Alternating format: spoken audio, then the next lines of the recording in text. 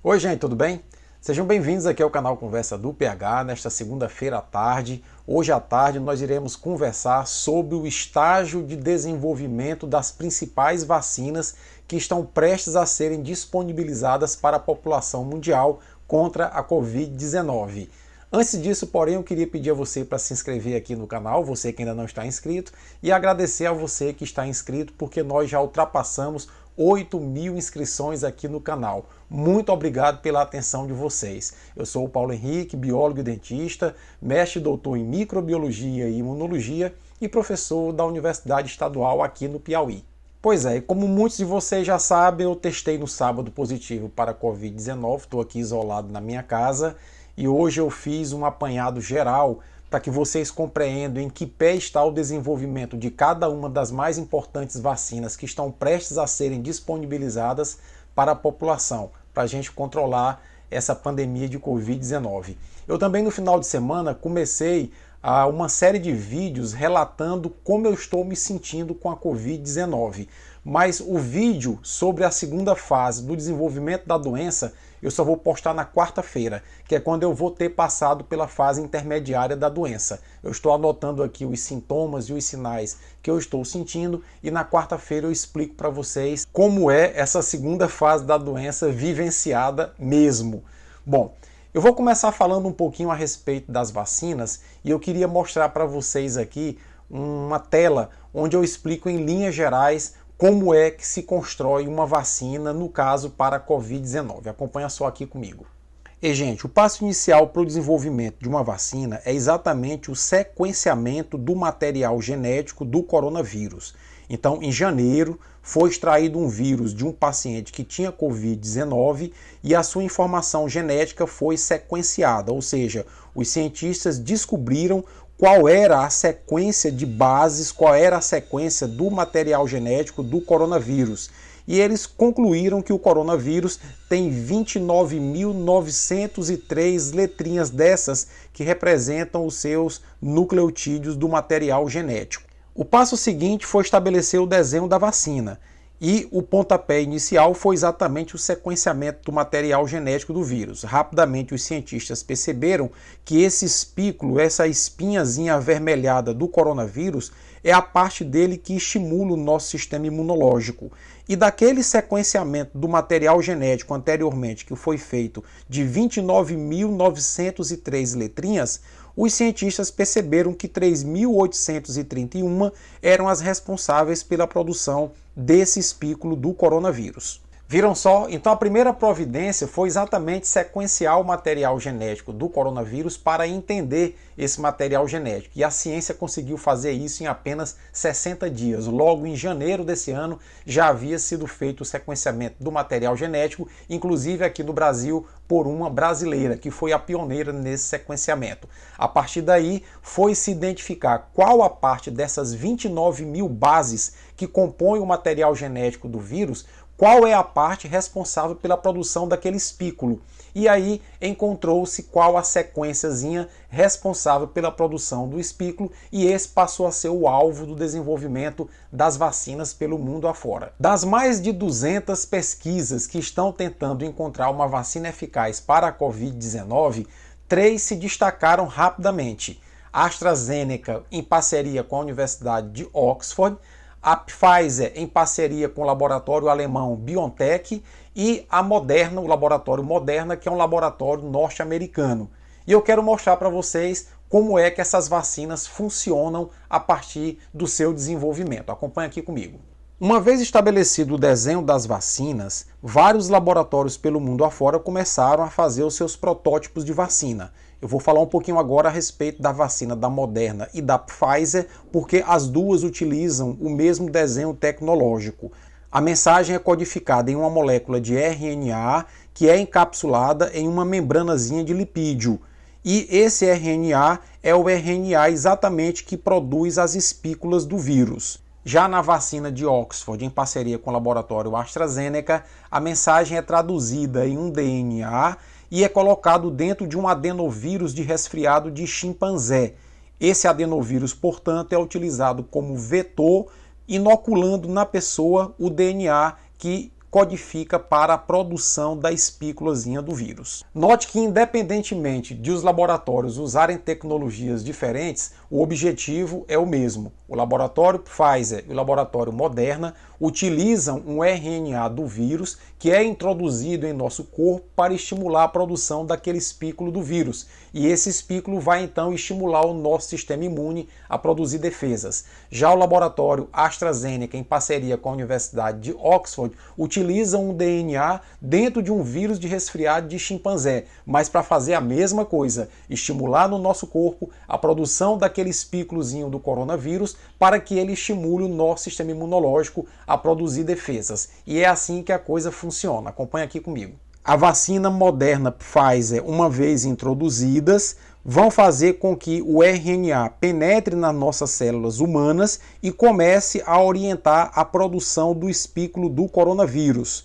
A mesma coisa acontece com a vacina de Oxford, só que agora é um DNA num adenovírus de chimpanzé. O DNA é introduzido no nosso corpo, esse DNA dentro de nossas células faz com que ocorra a produção do RNA que produz o espículo do coronavírus.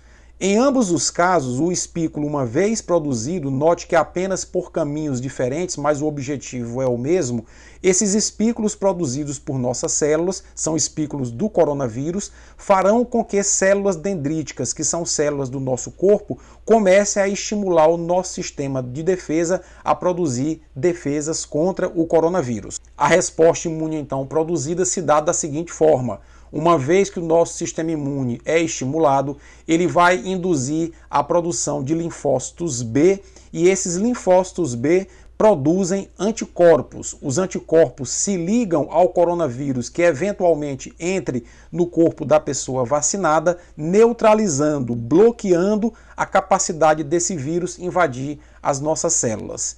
Uma outra linha de produção de defesa que a vacina produz, as vacinas no caso produzem, é a estimulação da produção de linfócitos T. Esses linfócitos T têm a habilidade de matar células do nosso corpo que estejam contaminadas com o coronavírus. Então a conclusão a que a gente chega qual é? Independentemente da tecnologia utilizada, são caminhos diferentes para se chegar a um objetivo comum. Qual o objetivo? Estimular o nosso corpo, nossas células, a produzirem um espículo do coronavírus para que ele seja reconhecido pelo nosso sistema imunológico como o invasor. E aí o nosso sistema imunológico produz anticorpos que vão neutralizar os vírus que eventualmente entrem em contato com a pessoa que foi vacinada, dificultando a entrada do vírus em nossas células. Ou então, numa outra situação, estimular a produção de linfócitos T e esses linfócitos vão matar as nossas células que já estão contaminadas com o coronavírus. Na verdade, o que as vacinas fazem é enganar o nosso sistema imunológico para que ele produza defesas, para que no momento que a gente entre em contato com o coronavírus, essas defesas já estando prontas, a gente reaja rapidamente e não adoeça da Covid-19. Pois bem, e aí eu mostrei como funciona a vacina Pfizer, a vacina Moderna e a vacina AstraZeneca Oxford. Vamos ver agora como funciona a vacina Sputnik, a vacina do Instituto Gamaleya, o Instituto Russo. Acompanhe aqui comigo. A vacina Sputnik V, que é desenvolvida pelo Instituto Gamaleya na Rússia, é uma vacina que tem um desenho um pouco diferente. Ela é uma vacina que utiliza 2 vetores, mas mais uma vez o foco é aquele espículo do coronavírus. Na verdade, o que é que eles fazem? Eles criam um vetor, que na verdade é um adenovírus de chimpanzé, de resfriado de chimpanzé também, e colocam dentro desse primeiro vetor o DNA que codifica para a proteína S, que é a proteína do espículo do coronavírus. Numa primeira vacinação, o vetor com o gene que codifica para o coronavírus é inoculado nas pessoas e entra nas células da pessoa, fazendo com que esse DNA induza de novo a produção de anticorpos contra o coronavírus. 21 dias após, há uma segunda vacinação. E a vacina então passa a ser baseada num segundo tipo de adenovírus, e esse adenovírus é desconhecido do corpo, estimulando uma resposta de longo prazo. Segundo o Instituto Gamaleya, o uso de 2 vetores é uma tecnologia única do próprio Instituto Russo e distingue a vacina russa de outras vacinas baseadas em vetores de adenovírus em desenvolvimento no mundo.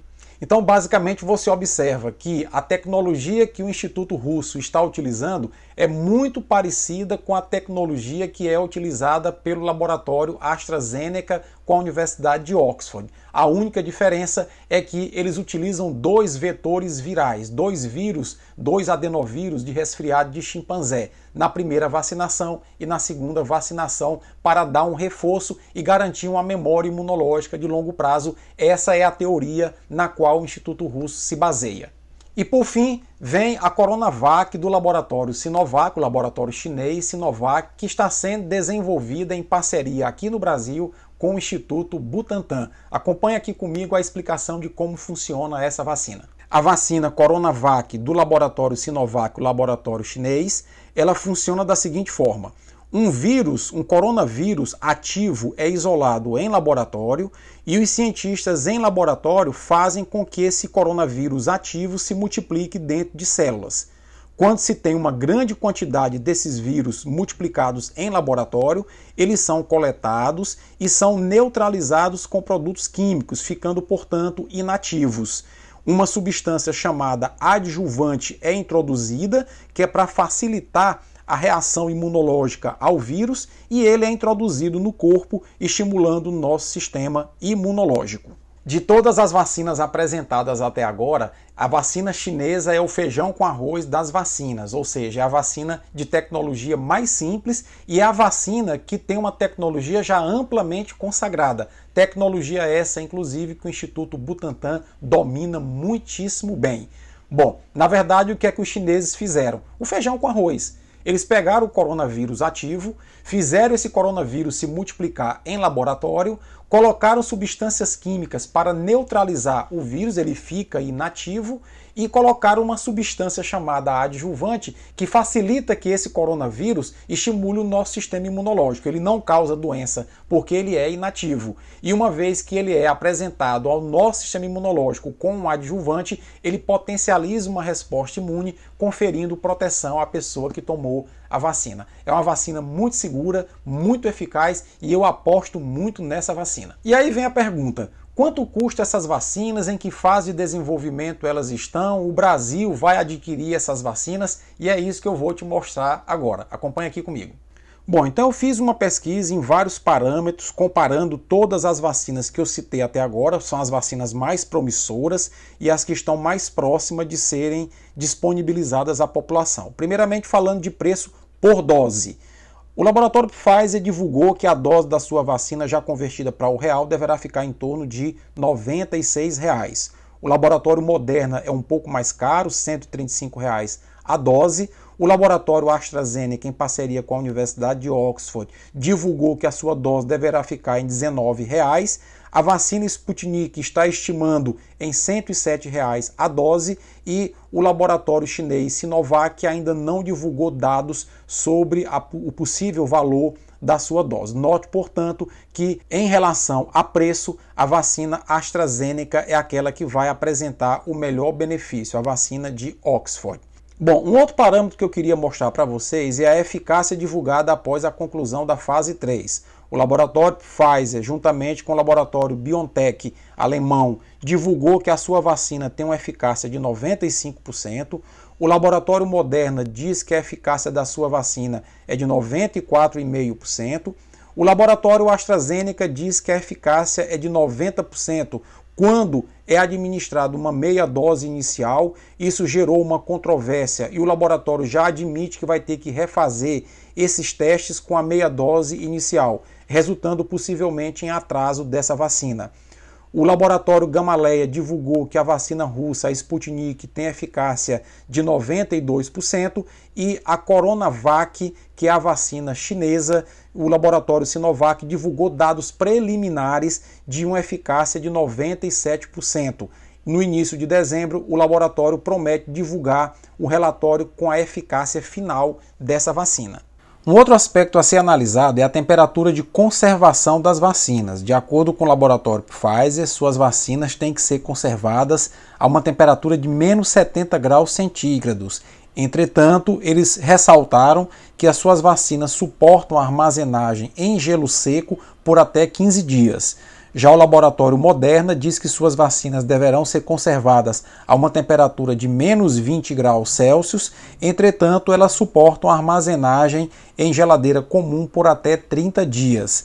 Em relação à armazenagem, as vacinas Oxford, AstraZeneca e a vacina Sinovac, Coronavac, a vacina chinesa, elas suportam armazenagem em geladeira comum a temperatura de 2 a 8 graus centígrados, enquanto a vacina russa, a vacina Sputnik, exige uma temperatura de conservação de menos 18 graus centígrados. Um outro dado que eu queria mostrar para vocês é o estágio de aprovação que essas vacinas apresentam atualmente nas agências regulamentadoras do mundo inteiro. O laboratório Pfizer, agora no dia 12 de dezembro, o FDA nos Estados Unidos já se reúne para definir a aprovação ou não da sua vacina. É a que está mais adiantada lá pelos Estados Unidos e aqui pelo Brasil já deu entrada na semana passada no protocolo de aprovação junto à Anvisa. O laboratório Moderna tem uma previsão de iniciar o processo no FDA agora em dezembro. O laboratório AstraZeneca com a Universidade de Oxford deverá reiniciar o protocolo da meia dose, resultando em um pequeno atraso no início do protocolo de autorização dessa vacina.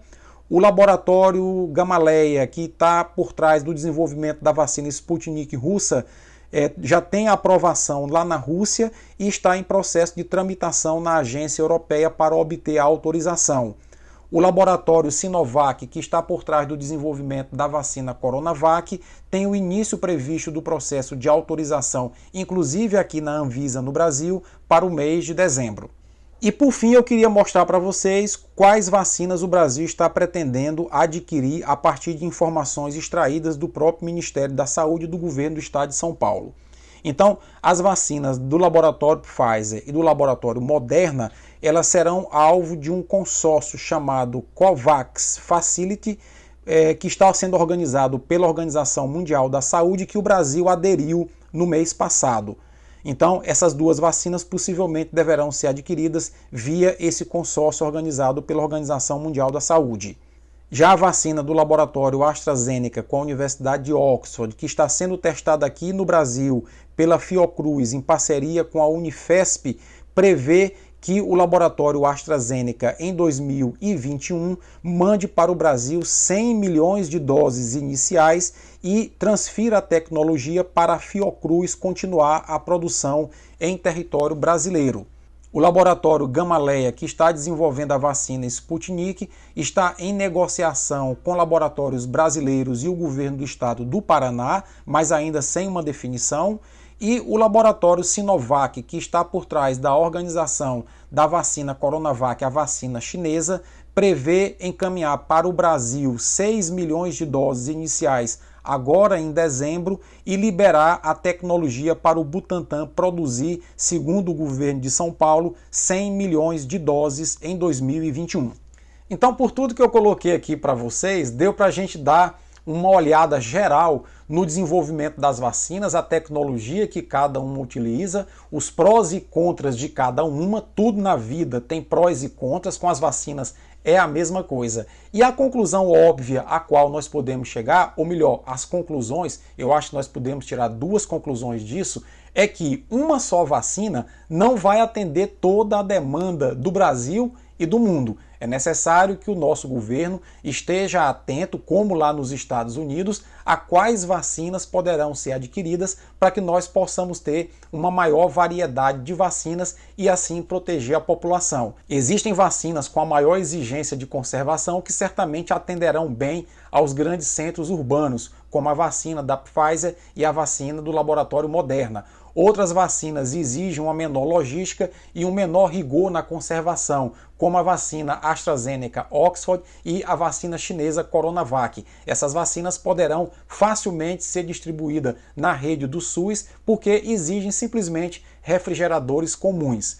Um outro ponto que nós podemos observar é o preço, que também há vacinas com preços e eficácias diferentes. Então, cabe ao governo fazer um plano de imunização da população brasileira para 2021 e, a partir dessas diferenças, desses prós e contras de cada vacina, fazer a aquisição de lotes e segmentar esses lotes de acordo com as características regionais desse país continental chamado Brasil. E é sempre bom lembrar que pessoas como eu, que contraíram a Covid-19, possivelmente não precisarão ser vacinadas, porque nós já estamos vacinados de forma natural, contraímos o próprio coronavírus e estamos desenvolvendo resposta imune ao coronavírus. Então, há duas formas de você imunizar a população. A população se expor à doença, adquirir a doença e desenvolver resposta imune, protegendo-se assim contra a doença, é a chamada imunização natural.